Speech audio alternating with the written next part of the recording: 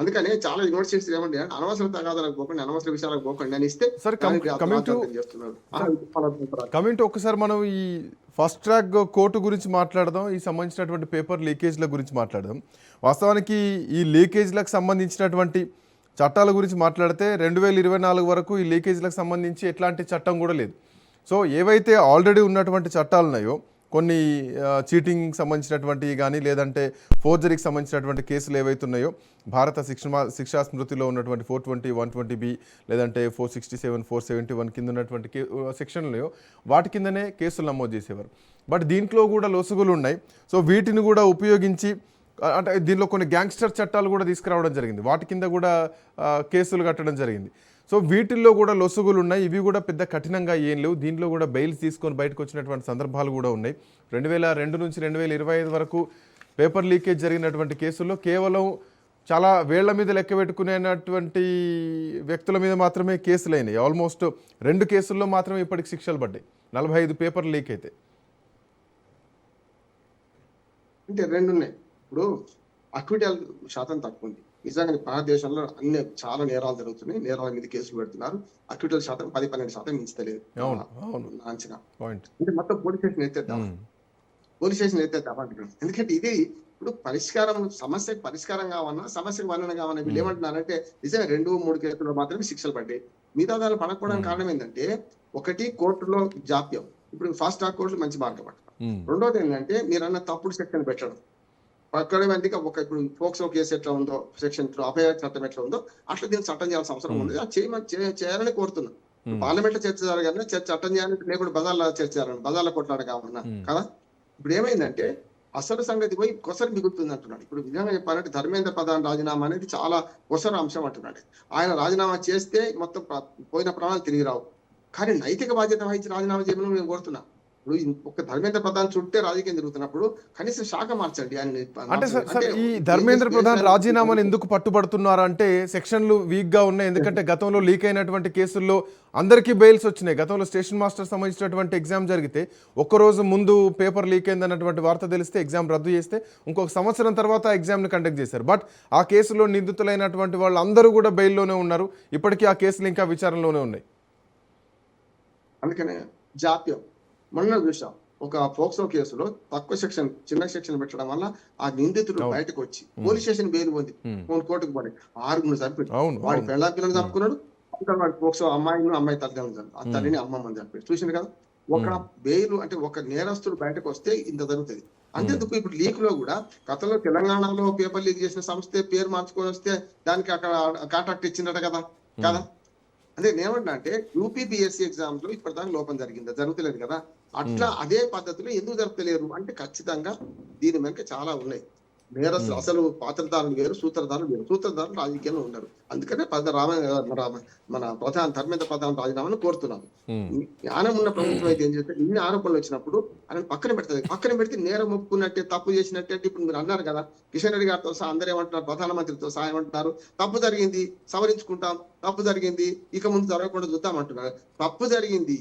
ఎప్పుడు నేను మొదటి చెప్తున్నాను, తల్లి చెడుగైన తనయ చెడుగైన తల్లి తప్పు, తనయుడు చెడుగైన తండ్రి తప్పు, శిష్యుడు చెడుగైన గురువు తప్పు, అధికారులు చెడుగైతే మంత్రులు తప్పు అంటారు కదా. ప్రభుత్వం తప్పు కదా. ప్రభుత్వం బాధ్యత వహించాలి. బాధ్యత వహిస్తే నేరం కాదు, చాలా మంచి అభినందనలు వస్తాయి. లాల్ బహదూర్ శాస్త్రి గురించి ఇప్పటిదాకా ఎందుకు చెప్పుకుంటాం?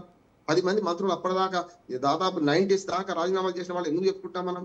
వాళ్ళు ఆదర్శవంతంగా వాళ్ళు రాజీనామాలు చేశారు, నైతిక బాధ్యత వహించారండి. ఈనాడు కూడా మనకు పూర్తిగా లాల్ బహదూర్ శాస్త్రితో సమానంగా చేద్దాం కదా. ఇప్పుడు అయిపోయింది. ఇప్పుడు ఇంత డిమాండ్ చేసినా కూడా లాభం లేదు. కనుక ధర్మేంద్ర ప్రధాన్ రాజీనామా అనేది కొసరాంశము. అసలు మన ఎడ్యుకేషన్ సంస్కరణలు పేపర్ లీక్ కాకుండా ఏం చేయాలి, ఎట్లా ప్రవర్తిస్తే మంచిగా అది మన అభివృద్ధి చెందిన దేశాల్లో పేపర్ లీక్ కాకుండా ఏం చర్యలు తీసుకోవాలి, మనం ఏం తీసుకోవాలి. మనం అంతకంటే ఇప్పుడు అక్కడ చిన్న దేశాలు అవన్నీ కూడా, మన పెద్ద దేశం కదా. మనం నీట్ ఎగ్జామ్ దేశవ్యాప్తంగా ఒకటి వద్దు అంటే ఎందుకు పెట్టిండ్రు? అన్నిటికీ ఒకే దేశం ఒకే చట్టం, ఒకే దేశం ఒకే ఎన్నిక, ఒకే దేశం ఒకే పేపర్. దుర్మార్గం కదా. అని ఏ రాష్ట్రంలో ఆ రాష్ట్రంలో జరుపుకుంటే లొల్లి ఉండకపోతుంది కదా. ఇప్పుడు మనము చిన్న ఉదాహరణ మేడిగడ్డ బ్యారేజ్ లో ఒక 7వ బ్లాక్ లో ఒక 2 పిల్లలు గుంగింది. మనం ఏమన్నారు ఎన్టీఎస్ ఎయిర్పోర్ట్ ఆ 2 పిల్లలు బాగా చేసుకుంటే ఆ బ్లాక్ తీస్తే సరిపోద్ది అన్నారు. మిగతా వాటి రాలే కదా. అక్కడికి అఖండంగా కట్టిన అఖండ సినిమా తీసినట్టు ఏమైంది, మొత్తం పోయేది కదా. ఇప్పుడు ఇక్కడ కూడా అంటున్నాను, నీట్ పరీక్ష మొత్తం దేశం అంతా ఒకే తీరు జరపడం ఒకే ఉత్తరప్రదేశ్ లో జరిగిందని మన తెలంగాణ పిల్లలు నష్టపోయారు, మన ఆంధ్రప్రదేశ్ పిల్లలు నష్టపోయారు కదా. అందుకని ఏమంటున్నా అంటే, ఒకటి నీటి పరీక్ష దేశవ్యాప్తంగా వద్దు, ఇది డిమాండ్ ఉన్నది. రెండోది ఏంటంటే, పేపర్ లీక్ అయిన సందర్భంలో పేపర్ లీక్ కాకుండా ఉండాలంటే ఆన్లైన్ ఎగ్జామ్ బదులు ఆఫ్లైన్ ఎగ్జామ్ బదులు ఆన్లైన్ ఎగ్జామ్ పెట్టుకుంటున్నాం. ఒప్పుకున్నాడు ధర్మేంద్ర ప్రధాన్. ఏమన్నా అంటే ఆఫ్లైన్ ఎగ్జామ్ తప్పైంది, ఆన్లైన్ ఎగ్జామ్ పెడతామన్నాడు. ఆన్లైన్ ఎగ్జామ్ పెడతామని వచ్చే సమయం నిర్ణయించి ఇప్పుడు ప్రకటించాలి.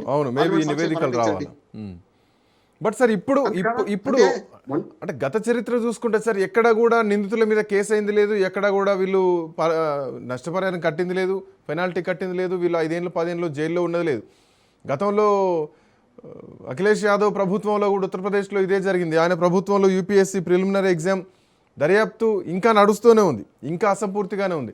ఇట్లా చాలా కేసులు ఉన్నాయి దేశంలో. పేపర్ లీకేజ్ అయినటువంటి కేసుల్లో నిందితులంతా బెయిల్ మీద దర్జాగా ఉన్నారు. మోర్ ఓవర్ దీంట్లో ఎమ్మెల్యేలుగా ఉన్న వాళ్ళు కూడా ఉన్నారు. 2005, 2006లో ఆనాడు యూపీఏ ప్రభుత్వంలో ఉన్నటువంటి ఎమ్మెల్యేలు ఇన్వాల్వ్ అయి ఉన్నారు. వాళ్ళు కూడా ఈరోజు బెయిల్ మీద ఉన్నారు. అంటే నిందితులుగా కనీసం ప్రూవ్ చేయలేనటువంటి పరిస్థితి. కోర్టు కూడా నిందితుల విచారణ సరిగ్గా లేదని చెప్పేసి కొట్టేసి నిందితులుగా ఇచ్చినటువంటి ఈ ఎపిసోడ్స్ కూడా ఉన్నాయి. కానీ వ్యవస్థ ఈ ఎఫెక్ట్ తోటి వ్యవస్థ ఒక సరళీకృతం అయ్యేటువంటి అవకాశం కనిపిస్తోందా?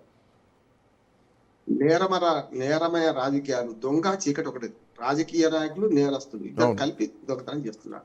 దాన్ని పట్టుకోడు. ఇప్పుడు ఇంటి దొంగను ఈశ్వరుడైనా పట్టుకోలేనట్టు పైన ఈ సూత్రధారులు ఉన్నారు కదా. ఇప్పుడు మీరు ఒకటే కాదు, ఇప్పుడు ఈ పార్టీలన్నీ దొల్లతనంతో నిన్నటిదాకా ఈ పిల్లల ఉద్యమం వచ్చేదాకా వీళ్ళందరూ ఎందుకున్నారు, వెనకబడి ఉన్నారు. దానికి కారణం ఏంటంటే, ఒక్కవేళ అటు చూపెడితే 4 ఏళ్ళు మాదికి వస్తే అని తెలుసు కదా. తెలంగాణలో పేపర్ లీకేజ్ ఎందుకంటే కేటీఆర్ మాట్లాడుతున్నాడు, తెలంగాణ పేపర్ లీకేజ్ గతంగా కాలేదా అంటే, బీజేపీ మీద విమర్శ చేసే కాంగ్రెస్ కానీ, టీఆర్ఎస్ కానీ, తెలుగుదేశం కానీ, వైసీపీ కానీ వాళ్ళ హయాంలో జరిగిన పేపర్ లీకుల గురించి వస్తుంది కనుక వాళ్ళు మాట్లాడలేదు. ఇప్పుడు ఆ ఉద్యమం ఉధృతమైంది కనుక ఆ ఉద్యమాన్ని ఎట్లా హైజాక్ చేద్దామని ఓటు బ్యాంక్ రాజకీయాల కోసం వీళ్ళందరూ దిగుతున్నారు. ఉదాహరణ రాహుల్ గాంధీ ఒక్కనాడన్నా ఈ 20 రోజుల్లో ఒక్కనాడన్నా జంతర్ మంతర్ పోయిండా? ఒక్కనాడన్నా సుమాన్ మన వాంగ్చుక్ దగ్గరికి పోయి పరామర్శించిండా? పోని జంతర్ మంతర్ వద్దనుకున్నాడు. కనీసం హాస్పిటల్ పోయిండా? మరి ఇవాళ ప్రధానమంత్రి కార్యాలయం ఇంటి ముందు ధర్నా చేస్తుంది, ఎక్కడి నుంచి వచ్చింది ఇవాళ దాని గురించి. అందుకని అఖిలేష్ యాదవ్ అదే అడుగుతున్నాడు, కేజ్రీవాల్ అదే అడుగుతున్నారు. మీ రాజకీయం కోసం మీ ఇద్దరు మ్యాచ్ ఫిక్సింగ్ చేసుకున్నారు బీజేపీ కాంగ్రెస్. అసలు మార్చాలంటే మన ఇద్దరం కొట్టుకున్నట్టు చేస్తే వాడు అసలు పోతాడని చెప్పి, అంతేకాదు బీజేపీని వాడు పట్టించుకోడు. నిన్న నుంచి మొత్తం రాజకీయ సుడిగుండంలో, నేను ఆర్టికల్ రాసిన వాళ్ళ రాజకీయ సుడిగుండంలో నీట్ పరీక్ష అయిపోయింది కదా. బీజేపీ ఉద్యమం దగ్గర అయిపోయింది, అన్ని పోయినాయి. ఇప్పుడు మళ్ళీ మొదటికి వచ్చింది. ఇప్పుడు మీరు ధర్మేంద్ర ప్రధాన్ మీ రాజీనామాని మీరు కూర్చుంటే వాడు ఎవరు స్పందించలేదు. ప్రధానమంత్రి ఇంటి ముందర కూర్చుంటే మాత్రం వెంటనే మంత్రి జితేంద్ర సింగ్ ను పంపించి రాయబారం చేసినా చేయలేదా? నిన్న కాక మనం పార్లమెంట్ కు ర్యాలీ తీస్తామన్నాక కదా, హింస జరిగినాక కదా అక్కడికి మంత్రి జేపీ నడ్డా స్పందించి రమ్మన్నాడు కదా. ఇదే ఎందుకు ముందు చేయలేదు? అందుకని సబ్ కుచ్ లుటా కే హోష్ మే ఆయతో క్యా హోతా అంటే అదే పాట ఉన్నది చెప్తున్నా కదా, సమస్య లేదు. ఇప్పుడు ఒక మాట చెప్తాను, ఈ ఉద్యమాన్ని నేను సమర్థిస్తున్నాడు, దీని రాజకీయ కోణంలో పడితే తప్పు. నేను అన్నమాట కాదు, నేను నెల రోజులు చెప్తున్నా. మన అన్నా హజారే గారు అదే అంటున్నారు, చూసింది కదా, మౌన దీక్ష చేసింది ఆయన అదే అంటున్నాడు. రెండోది ఆఖరికి మన వాంగ్చుక్ కూడా ఆయన అంటున్నాడు. ఏమంటున్నాడు? ఈ ఉద్యమం పక్కదారి పట్టొద్దు, ఉద్యమంలో రాజకీయం వద్దు అని ఆయన. ఫైనల్ గా ఒక్కటి చెప్పండి సార్,